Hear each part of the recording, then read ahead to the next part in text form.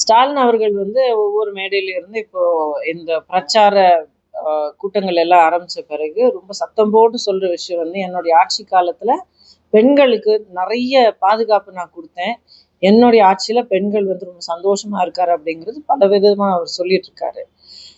இது உண்மை இல்லை அப்படிங்கிறது பல விதத்துல நம்ம வெளிப்படையாவே நமக்கு தெரிய வருது. பாதுகாப்பு இல்லை, பெண்களுக்கு பாதுகாப்பு இல்லை அப்படிங்கிறது அவருடைய கூட்டணி கட்சியுடைய தலைவரை சொல்லிட்டாங்க. அதோட நேத்துக்கு ஒரு ரொம்ப முக்கியமான ஒரு விஷயம் நடந்திருக்கு.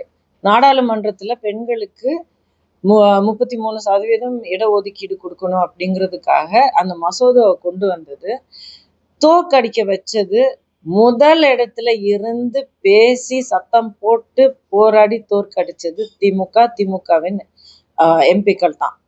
அவங்களோடு பின்னாடி வந்து அவங்களுக்கும் உடந்தையா இருந்தது காங்கிரஸோடைய எம்பிக்கள் தான்.